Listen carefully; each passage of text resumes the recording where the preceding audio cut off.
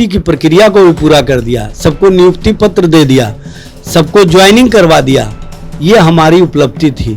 और बच्चों के भविष्य के साथ खिलवाड़ करने वाली सरकार जिस तरह का खेल रही है, ये टीआरई 3 में स्पष्ट रूप से दिखता है। नौजवानों के नौकरी और रोजगार की बात नहीं कर सकते, उनके नौकरी या रोजगार को आगे नहीं बढ़ा सकते, ये बात स्पष्ट रूप से दिखता है। तेजस्वी जी ने संकल्प लिया है कि हम नौकरी और रोजगार दिलवाने के लिए टीआरई 3 के मामले को हर स्तर पर, जब आने वाला सत्र खुलने वाला है 25 नवंबर से, तो उसमें आवाज बुलंद करने का काम करेंगे। आज से 1 वर्ष मैं आपको पीछे लेकर चल रहा हूँ। जब तेजस्वी यादव की सरकार थी तो बिहार में रोजगार का भरमार था, कई नौकरियां निकली थी। अगर शिक्षा विभाग की बात की जाए तो टीआरई 1 और टीआरई 2 लगातार निकला और इसमें 2 लाख से अधिक युवाओं को रोजगार मिला। नमस्कार, मेरा नाम विकास कुमार है और आप देख रहे हैं चौकस भारत न्यूज। लेकिन जनवरी में सत्ता परिवर्तन होता है और एनडीए की सरकार आता है और एनडीए सरकार ने फरवरी में टीआरई 3 बहाली लाता है, लेकिन वो बहाली आज तक पेंडिंग है, आज तक रिजल्ट पेंडिंग है। और जो अभ्यर्थी हैं वो टकटकी लगा के बैठे हुए हैं कि शायद हमारे जो चाचा हैं बिहार के मुखिया नीतीश कुमार कब रिजल्ट प्रकाशित कर दे, लेकिन चाचा की ओर से कोई हरी झंडी नहीं है। अभी तक अभ्यर्थियों लंबा इंतजार कर रहे हैं और तेजस्वी यादव वही 1 to 1 मतलब एक बहाली खत्म हुई नहीं कि दूसरा बहाली शुरू कर दिया करते थे। इस मुद्दे पर मेरे साथ बात करने के लिए आरजेडी के प्रखर और प्रदेश प्रवक्ता एजाज अहमद जी है। सर, जब आपकी सरकार थी तो टीआरई 1, टीआरई 2 सर मतलब 2 से 2.5 महीने के अंतराल में 2 लाख से अधिक नौकरी मिला। वही टीआरई सर 3 की अगर बात की जाए तो फरवरी से ही अभी तक पेंडिंग है सर। कोई उस पर सर चर्चा तक नहीं कर रहा है कि क्या रिजल्ट निकलेगा या नहीं निकलेगा। देखिए, तेजस्वी जी के नेतृत्व में महागठबंधन सरकार ने 50 दिनों के अंदर 2,17,000 शिक्षकों की बहाली की। हमने बहाली ही नहीं की बल्कि सारी नियुक्ति की प्रक्रिया को भी पूरा कर दिया, सबको नियुक्ति पत्र दे दिया, सबको ज्वाइनिंग करवा दिया। ये हमारी उपलब्धि थी। हम 17 महीने के कार्यकाल में 5.5 लाख से ऊपर नौकरियां दिए, 3.5 लाख के करीब जो नौकरियां प्रक्रियाधीन थे, उसको भी अगर हम सत्ता में रहते तो अब तक पूरा कब का कर दिए होते। लेकिन जैसे ही साजिश का शिकार बनाया गया नौकरी और रोजगार वाली सरकार को, उसके बाद ये नफरती भाषा बोलने वाले लोग, नफरत फैलाने वाले लोग, रोजगार और नौकरी से बच्चों का ध्यान भटकाने वाले लोग कहीं ना कहीं अब राजनीति कर रहे हैं नौकरी के नाम पर। और जिस तरह से टीआरई 3 का परीक्षा लिया गया तो एक बार पर्चा लीक करवाए गए, वीक सरकार पर्चा लीक करवा करके कहीं ना कहीं बच्चों के भविष्य के साथ खिलवाड़ की। और बच्चों के भविष्य के साथ खिलवाड़ करने वाली सरकार जिस तरह का खेल रही है, ये टीआरई 3 में स्पष्ट रूप से दिखता है।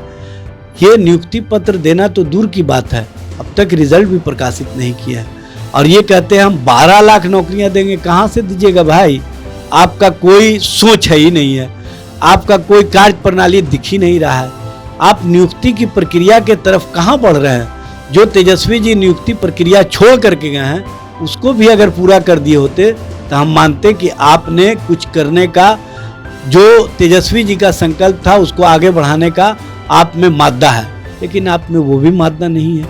आप पूरी तरह से बच्चों के भविष्य के साथ खिलवाड़ कर रहे हैं। जब टीआरई 3 के मामले पर बच्चों ने दबाव बनाया, छात्रों ने दबाव बनाया, अभ्यर्थियों ने दबाव बनाया, तो आपने गिरिराज सिंह को सामने ला करके नफरत और नफरत की भाषा में पूरे नौजवानों को कहीं ना कहीं भटकाव की राजनीति में ले जाने का काम किया।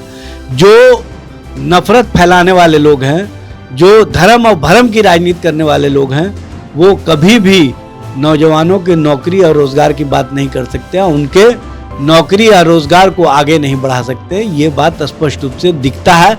अब बताने की आवश्यकता नहीं, अब तो बिहार का एक एक नौजवान कहता है कि नौकरी का मतलब तेजस्वी, रोजगार का मतलब तेजस्वी, बिहार में विकास का मतलब तेजस्वी, और बिहार के सर्वांगीण विकास का मतलब तेजस्वी।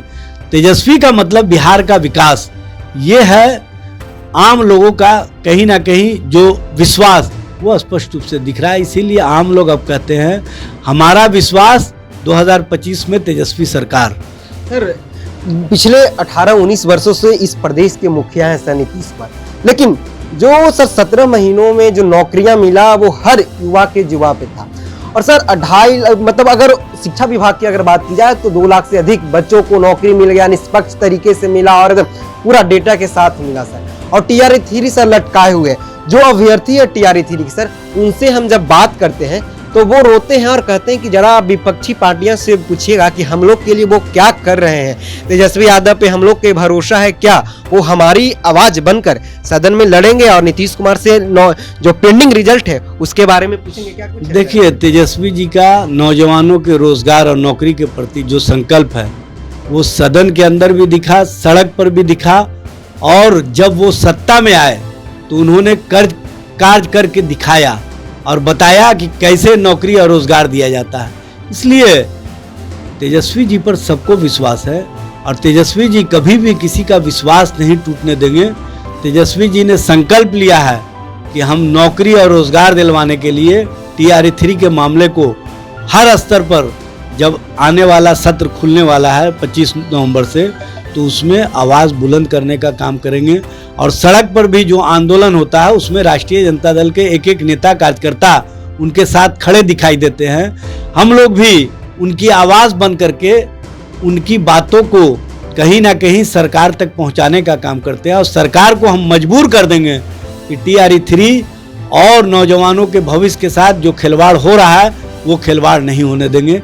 ये हम लोग वादा करते हैं सभी अभ्यर्थियों से कि उनके साथ जो हकमारी की जा रही है वो हकमारी नहीं होने दिया जाएगा। आपने सुन लिया होगा, एजाज अहमद ने साफ कर दिया है कि जो पिछले 17 वर्षों से जो हम सुनते आ रहे हैं कि नौकरी मतलब नीतीश कुमार, वो अफवाह है। नौकरी मतलब तेजस्वी यादव और बिहार के युवाओं की आवाज है तेजस्वी यादव। और टीआरई 3 रिजल्ट को लेकर वो सदन से लेके सड़क तक लड़ाई लड़ेंगे और जो 25 नवंबर से सत्र चलने वाला है बिहार विधानसभा में, उसमें टीआरई 3 के अभ्यर्थियों के लिए वो आवाज बनकर सदन में उठाएंगे। आपने सुना होगा, तो जितने भी बीपीएससी टीआरई 3 के अभ्यर्थी हैं जिनका रिजल्ट अभी बाकी है, आना बाकी है, वो वीडियो को ज़्यादा से ज़्यादा लाइक करें और शेयर करें और अपना कमेंट जरूर कमेंट बॉक्स में करें कि और क्या कुछ सवाल करें। बहरहाल इस खबर में इतना ही, धन्यवाद।